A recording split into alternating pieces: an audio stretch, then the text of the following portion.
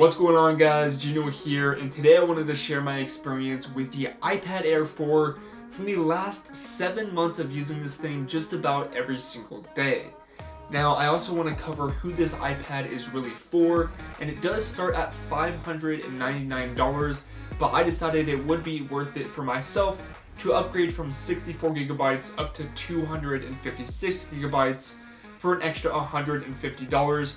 So I bought it for $750, but it does start at $600. Now, in terms of the overall form factor, the iPad Air does look very similar to the iPad Pro and also the iPhone 12 models, except of course we only have one lens on the back here, whereas on the iPad Pro we have two camera lenses along with the LiDAR scanner. Now, this lens on the back is a 12 megapixel camera with 4K video recording, so it's definitely a good camera, but to be honest, I've only taken like 2 pictures ever with this thing because I always either take a picture with my phone or camera. And on the front here, we have a 7 megapixel camera that can record 1080p HD video, so you can use FaceTime and all that good stuff.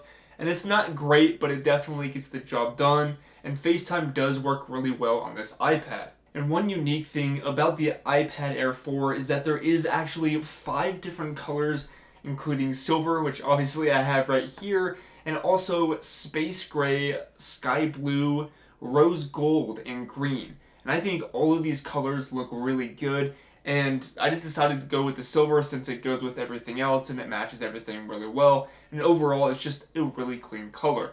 Now, on the top of the iPad right here, we have Touch ID built into the power button, which I think works really well. I don't really have a preference between Face ID that we see in the iPhones and the iPad Pro versus Touch ID, which we see right here, but I would like to see both in the future. So I don't know if Apple at some point will decide to allow us to use both Touch ID and Face ID in their newer iPhone models or iPad models and that kind of stuff, but honestly, either one I'm good for. And on the side here, we have your typical volume buttons along with the Apple Pencil connector if you want to use your iPad for notes. And I have really enjoyed using my iPad for notes because I can easily keep track of all of the information from my different businesses, and I'm also a visual learner, so sometimes if I'm trying to understand or write out a business plan or investing strategy, I will just draw it out on my iPad. And surprisingly, this is what I've used my iPad the most for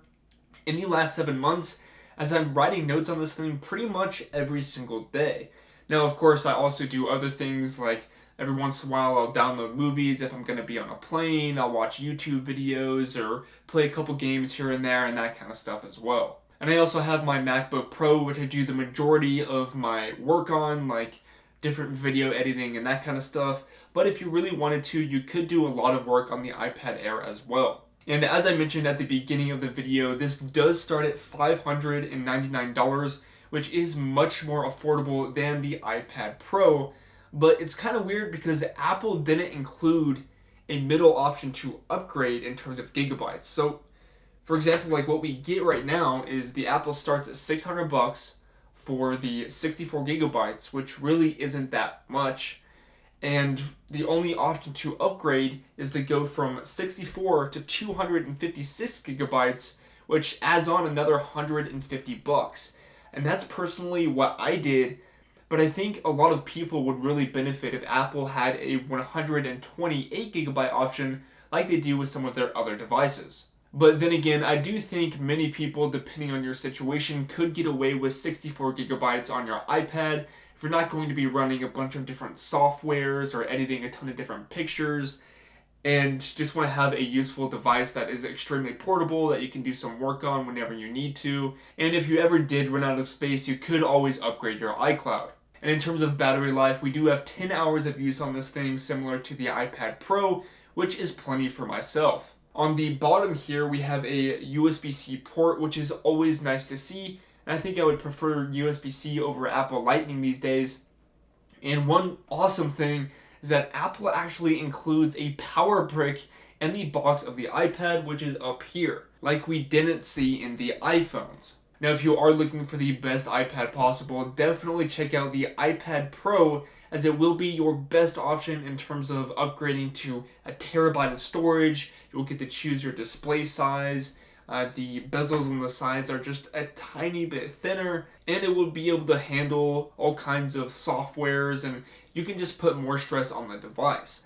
But that being said, the iPad Air definitely is still very functional with different things and everyday tasks, and I think the Air is more beneficial for the majority of people for its price. So final thoughts here, I have absolutely loved using this iPad for the past 7 months, and I do think it's a great device for anyone that has a budget of around $600. Not only are we getting that new A14 processor, which works extremely smoothly, but we were also getting that new square design, which I think looks incredible. Plus, being only $600, I do think it's a good option for somebody that may want that portability aspect instead of a big laptop, because you can also get an additional keyboard attachment if you wanted to use your iPad kind of like a laptop, and then just take it off of the case whenever you want to bring it around somewhere. So what do you guys think about the iPad Air 4? Definitely let me know in the comments below, and I will try my best to get back to you. Of course, I'll link this thing down in the description if you guys want to check it out. And with all of that being said, thank you so much for watching, and I will see you all in the next one. Peace!